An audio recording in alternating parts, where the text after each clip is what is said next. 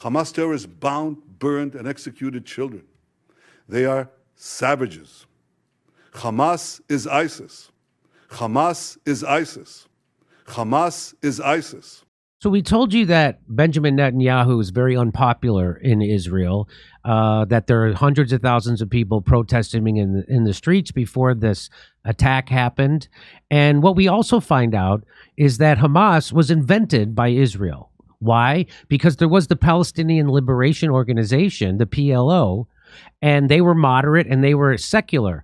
Well, so Israel's idea was, hey, let's make this radical, a religious extremist organization, and they'll split the Palestinians. And so divide and conquer is much easier than trying to conquer a united Palestine. So they listen, here it is. Anyone who wants to thwart the establishment, this is from Haaretz. So this is from it says, anyone who wants to thwart the establishment of a Palestine state has to support bolstering Hamas and transferring money to Hamas.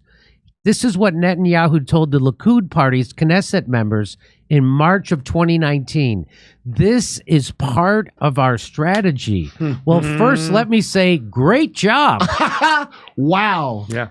Did something I don't think you'll be told on mainstream news media is that Israel government itself invented Hamas, funded Hamas, because they thought it would be easier to control the Palestinian people with two different organizations vying for their loyalty. And so that's called divide and conquer. And they're not going to tell you that on CNN or Fox or NBC News, or they're not going to tell you that what? This is 29. This ain't 2006 when they walled them up because they voted for Hamas. They blockade on 2006. Yeah, so you blockaded them for how long? 17 years for voting for Hamas. And you're paying money to Hamas in 2019, and you're telling everybody that.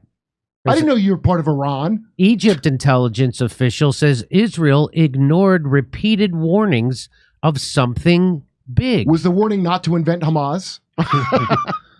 Hey, come on. We can either play the blame game or we can do the adult thing and flatten Gaza and then bomb Iran's oil refineries. Yeah. That's the grown-up thing to do. In fact, whatever happens, we should definitely attack Iran. Am I right? I'm mostly thinking about that right now. I'm looking to the next attack. I'm with Lindsey Graham right now. This is the thing, Jimmy, that we have to talk about. But it could spin so far out of control. What happens if they do go after and hit Iran? Iran is aligned with Russia.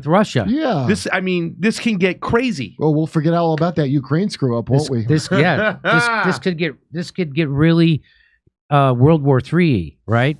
You tell the story about how you tried to find out what they call the Mossad when they deal with publicly? I thought it was a reasonable question, but the trouble is you can't pick up the phone book. There's no Langley in Israel that you can look up, CIA or in our case the Mossad. We thought we should ask, what shall we call it in English? You can translate the Hebrew words, as I said, Mossad is institute, but when they write a letter to their friends in the CIA or the British intelligence, what do they call themselves? It took a while. It was a matter of asking the Prime Minister's spokesman. The best you could do, because officially the Mossad is under the Prime Minister's office. And I think he sort of wondered why you want to know and all that, so we explained.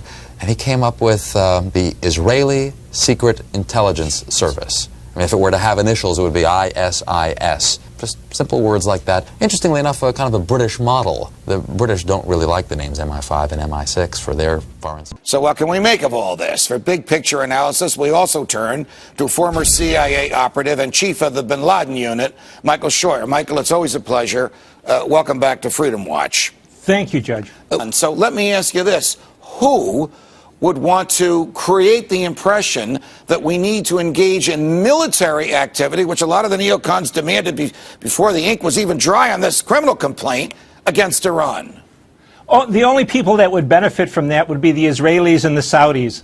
And I think if I was looking at a counterintelligence operation to decide where this information came from, I'd be very interested to see if I could find an Israeli hand or a Saudi hand.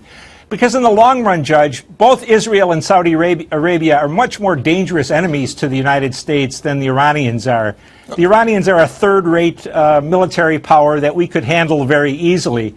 But, the Congress is crazy for war with Iran. Listen to Senator Graham and Senator McCain and Joe Lieberman. They're owned by the Israelis. The Saudis are very influential. So when you look at these kind of things, you have to ask, who would benefit from the war? The Israelis and the Saudis would love to see our money and our young men and women being killed to fight their enemies in Iran. All right, Wait. What's happening in the world? Israel is fighting alongside ISIS?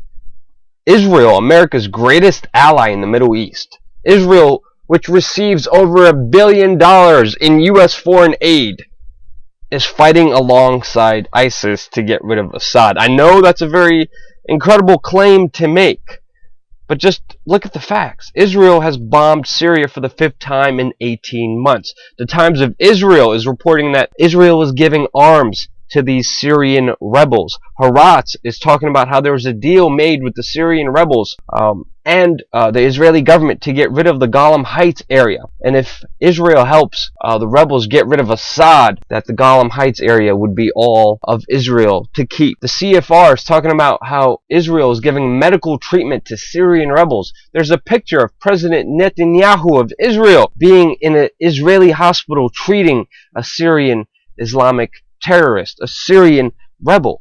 In fact, ISIS militants are getting medical attention in the Golan Heights and in Israel itself. What does that tell you? There is absolute continuity, but the actual policy, just like the Project for a New American Century laid out very clearly, that a, quote, new Pearl Harbor would be necessary to achieve this goal of full spectrum dominance.